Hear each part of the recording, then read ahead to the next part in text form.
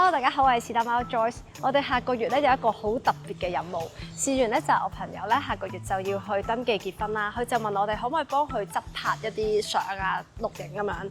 跟住我諗佢意思其實真係好簡單，錄一錄就得㗎啦。咁於是我就開始上網睇人哋登記結婚係點樣嘅咧，點樣拍嘅咧。跟住上網就睇到好多好靚嘅片啦。之後我就開始咧冒起個念頭啊，我都要影呢種，我都要幫佢咧每個細節都記錄啊，影交換戒指啊，影簽名啊，影佢行入去戶政啊咁樣。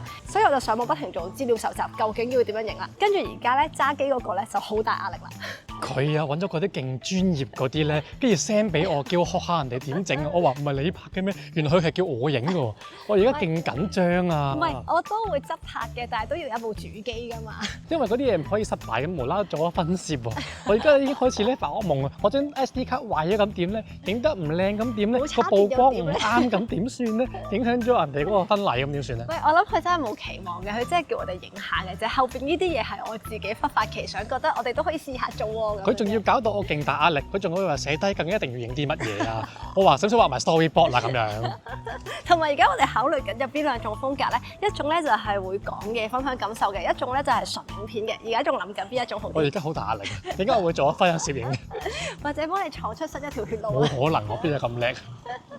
今日咧就係我朋友結婚嘅日子，我哋而家咧落緊去新竹10點要去到。今日好好天啊！其實咧係上個禮拜睇天氣報告咧就話今個禮拜成個禮拜都落雨啦，但係咧後尾就逐漸個天氣逐漸變好咯。今日係完全大晴天，我諗我朋友應該會好開心。咁因為咧我朋友係登記結婚嘅，咁所以我哋咧就約咗喺戶政處等啦。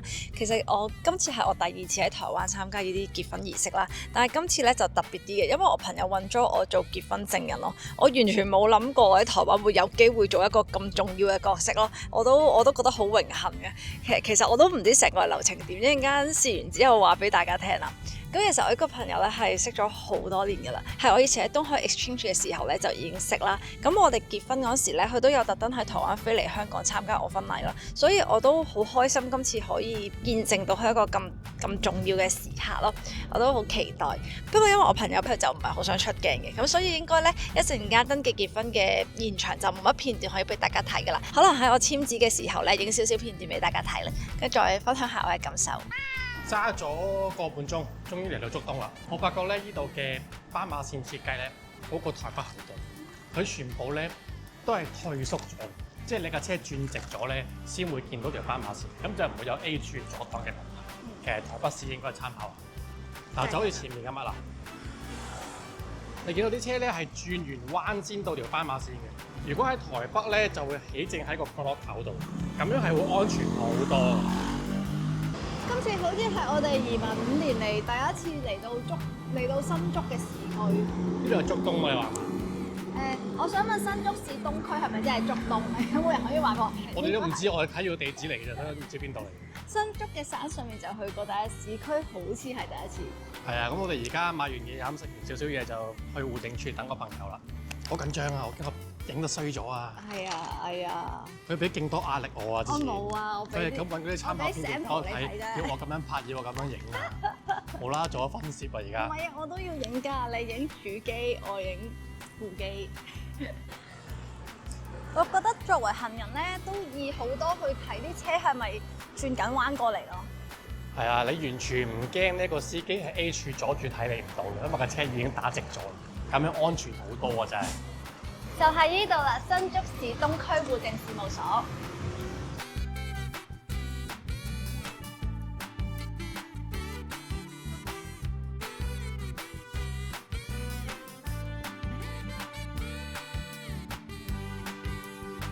每一個戶政事務所咧都會有一個獨特嘅 backdrop 俾大家影相嘅。跟住 Alan 叫我而家要喺度擺 pose 影相啦，但係我好尷尬啦，因為後邊全部都係嚟辦事嘅人啦，即係我又唔係嚟結婚咧，影相好似好尷尬喎，就係咁樣啦。呢個係好似係眷村風格嘅 backdrop 啦，跟住有其他戶政事務所嗰個 backdrop 就會再現代少少嘅，跟住呢度會有啲 props 俾大家影相。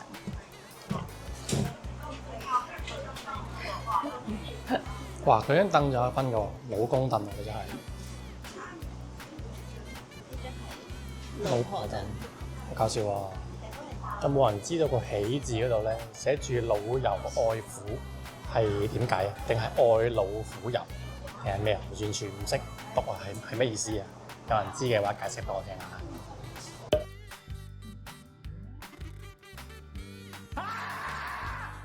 台灣同香港結婚其中一個最大分別咧，就係結咗婚之後咧係要換身份證噶啦。因為台灣嘅身份證咧後邊會有你嘅配偶一欄嘅，咁你單身嘅時候就留空啦。咁你結咗婚嘅時候咧就要換咗身份證，就會有你配偶個名啦。所以我見好多台灣人話咧結婚係好有感噶咯，因為你攞住嗰張身份證咧會多咗一個陌生人，因為你攞住嗰張身份證咧會多咗一個人嘅名咯。喺 Fresh 學嗰樣嘢就係有啲人結婚之前咧就會特登報出咗身份證，等我第日咧結咗婚之後就可以出去偷食。即係你出去玩嘅時候就俾人睇我仲係單身。但其實呢張係舊嘅身份證。係。我朋友而家行緊過嚟啦，我而家突然間好緊張啊！我好驚我哋影衰咗啊！啱啱再入去睇個場咧，喺度諗下我要企邊個位咧，點樣影咧，有啲咩一定要影咧，真係而家好大壓力添。其實我朋友係冇要求嘅，佢叫我哋隨便影嘅，就係我哋自己有俾壓力自己。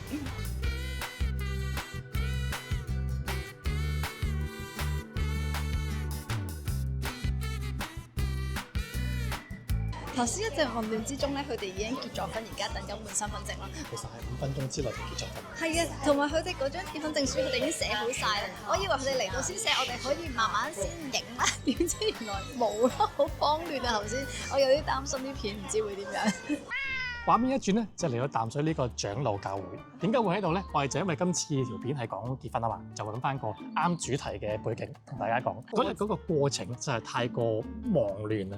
我哋咧冇辦法一路拍片一路同大家分享。其實喺台灣註冊結婚咧，其實就同一般咧你去申請身份證啊、護照差唔多嘅。去到嗰個戶政事務處咧，你就抽飛。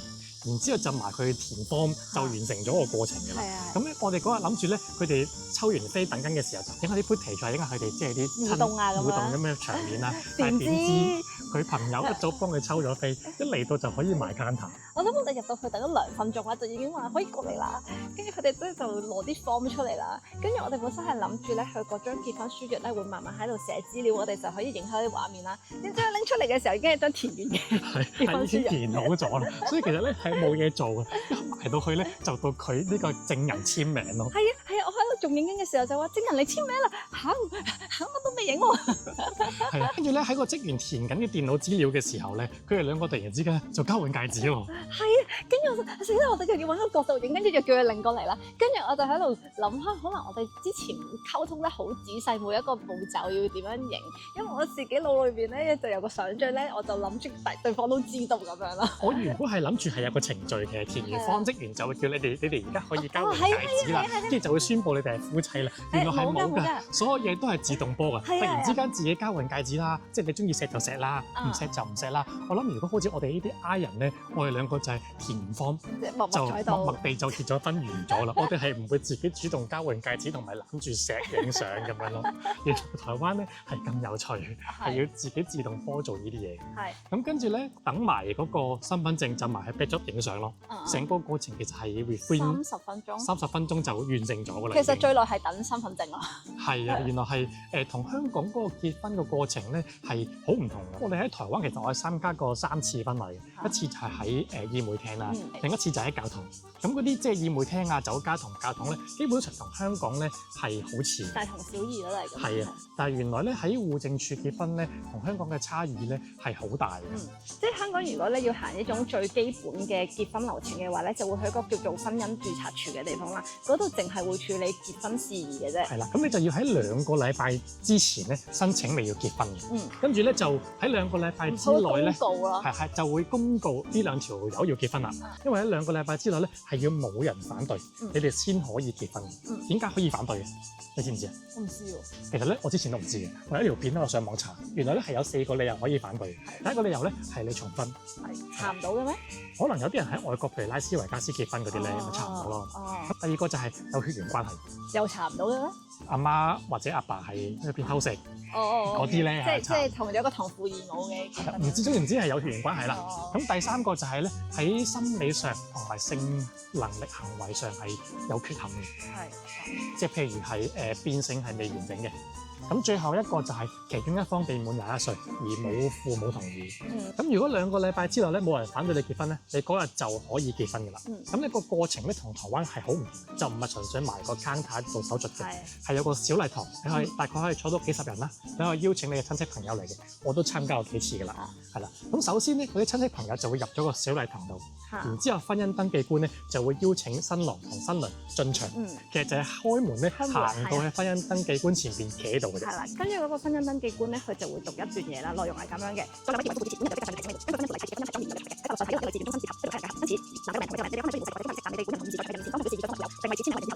讀完呢段嘢之後咧，男方同女方係各自要宣誓嘅，誓詞係咁樣嘅。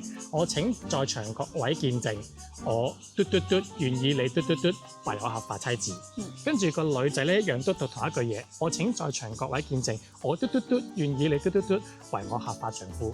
咁講完之後咧，婚姻登記官就會宣布你兩個正式結為夫婦，跟住就會叫你交換戒指，跟住就叫你通常會叫你錫下咁樣啦。咁個過程就會完㗎啦。完咗之後咧，就行出個禮堂，大家就會喺外邊影相。咁呢個就係香港最簡單嘅婚禮咯。其實個過程都好快㗎，我諗即係20分鐘左右咧就會完成㗎啦。但係可能成個儀式感就會重啲咯。我覺得咧有讀誓詞同冇讀誓詞咧個感覺咧係爭好遠，就唔係純粹係搞咗個手續咯。係啊，覺得喺台灣戶政登記嗰個咧就好似搞部 passport 咁樣。同埋台灣咧有個得意嘅嘢，有張叫婚姻書約。嗰張婚姻書約咧，你可以自己 design，但係香港唔係嘅，係一式一樣，個個一樣。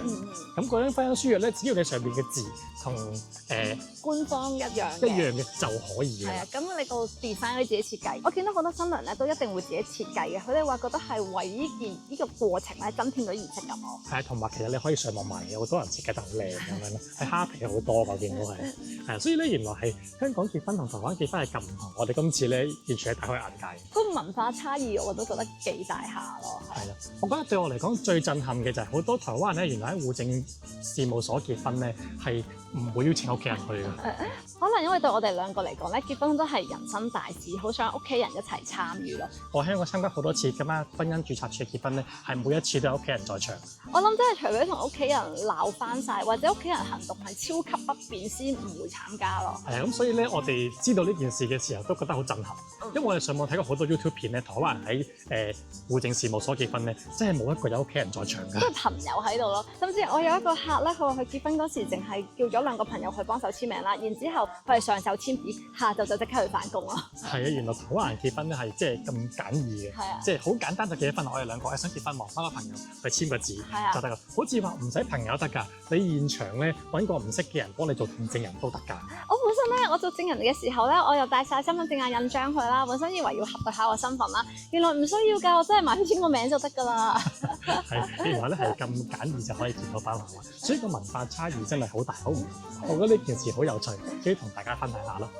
好，咁我哋今日呢條片咧就去到呢度啦。如果中意嘅話咧，就記得留言、按讚、訂閱。我哋下一條片再見，拜拜。